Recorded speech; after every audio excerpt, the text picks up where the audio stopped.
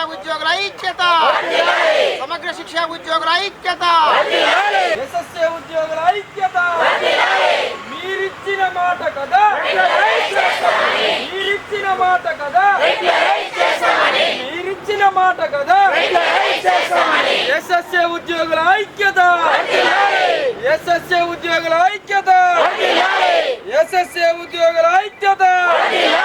చేయాలి చేయాలి చేయాలి చేయాలి, ఇవ్వాలి ఇవ్వాలి ఇవ్వాలి ఇవ్వాలి ఇవ్వాలి ఇవ్వాలి. సీఎం గారు, సీఎం గారు.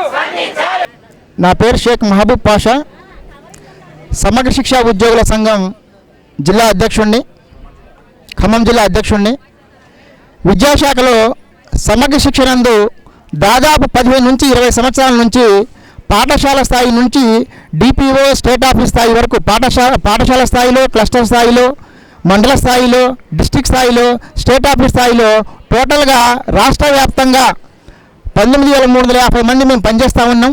అందరం కూడా ఈ కాంట్రాక్ట్ పద్ధతిలో తీసుకొని మమ్మల్ని వెట్టి చాకిరి గత 15 సంవత్సరాలు చేపిస్తూ ఉన్నారు. ఈ తెలంగాణ రాష్ట్రం రాకముందు తెలంగాణ వస్తే మా బతుకులు బాగుపడతాయని ఆ రోజు తెలంగాణ ఉద్యమంలో పాల్గొని తెలంగాణ రాష్ట్ర సాధనలో మా ఎంతో కృషి చేశాం. తెలంగాణ రాష్ట్రం వచ్చాక అప్పుడు ముఖ్యమంత్రి చంద్రశేఖర్ గారు ముఖ్యమంత్రి అయితేనే బాగుంటుంది, మా యొక్క బతుకులు బాగుపడతాయి, వారు కాంట్రాక్ట్ అనే పదాన్ని తొలగించి మమ్మల్ని రెగ్యులేట్ చేస్తామని హామీ ఇచ్చారని వారిని నమ్మి ఆ టైంలో టీఆర్ఎస్ ప్రభుత్వానికి సహకరించి 10 సంవత్సరాలు ఆ ప్రభుత్వాన్ని చూస్తే ఆ ప్రభుత్వం మీద నమ్మకంతో ఉండి మోసపోయాం. ఆ ప్రభుత్వంలో మాకు ఎలాంటి న్యాయం జరగలేదు.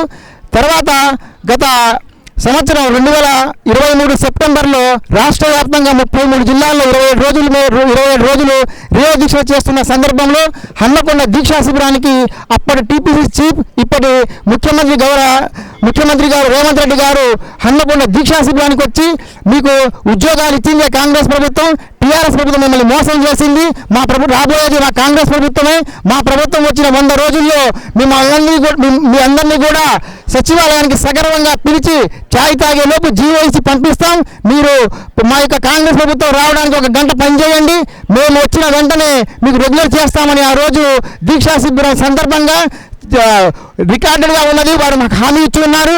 కానీ ఆ హామీ నిలబెట్టుకోకుండా ఇప్పటికీ కూడా 100 రోజుల్లో చేస్తామని ఇప్పటికీ సంవత్సరం అయినప్పటికీ ఇప్పటికీ 4 సార్లు ముఖ్యమంత్రి గారిని కలిసినా సరే దాని మీద ఎలాంటి స్పందన లేకపోవడం వల్ల మేము అనేక కార్యక్రమాలు, ధర్నాలు, చివరికి అసెంబ్లీ ముట్టడి కూడా చేశాం. ఎక్కడ స్పందన లేకపోవడం వల్ల తప్పని పరిస్థితుల్లో మేము సమ్మెకి దిగాం.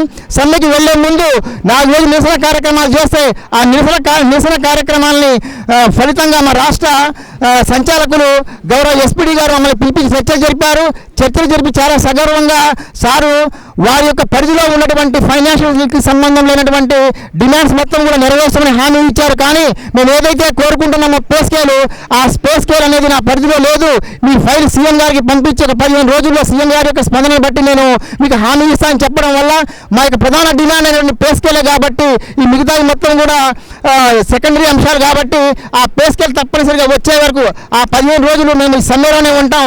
ఆ జియో వచ్చిన తర్వాత సమ్మె విరమిస్తామని మేము మా గౌరవ ఎస్పీడీ గారికి కూడా నచ్చజెప్పి తప్పనిసరి పరిస్థితులు ఈ రోజు రోడ్ల మీదకి వచ్చి సమ్మె చేసేటువంటి పరిస్థితి వచ్చింది.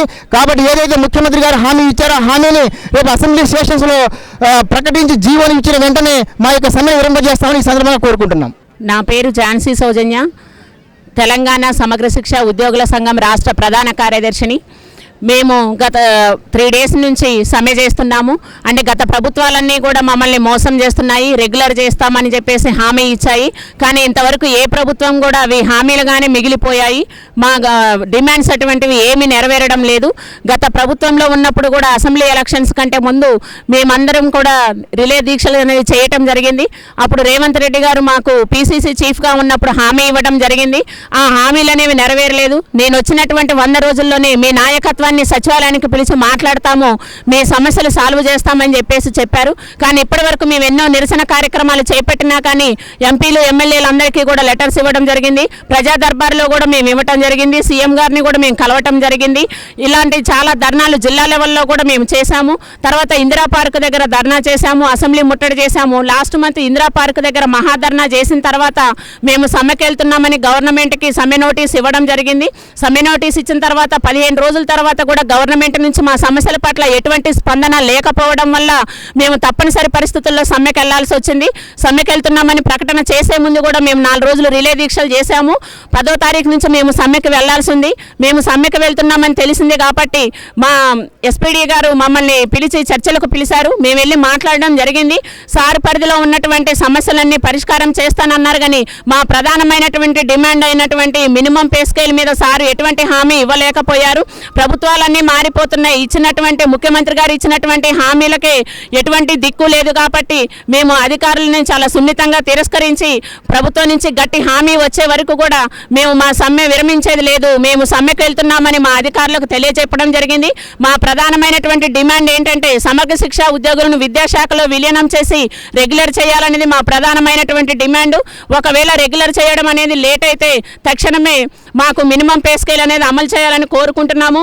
దాంతోపాటు ఈ రీఎంగేజ్ విధానాన్ని తొలగించాలని చెప్పేసి కోరుకుంటున్నాము. ప్రతి ఉద్యోగికి కూడా జీవిత బీమా 10 లక్షలు, ఆరోగ్య బీమా 10 లక్షలు కల్పించాలని చెప్పేసి మేము కోరుకుంటున్నాము. ప్రభుత్వ శాఖల్లో మేము పనిచేస్తున్నాము. మా అందరికీ ఎంఎస్సీ బీఈడీ ఉంది, టెట్ క్వాలిఫికేషన్ ఉంది.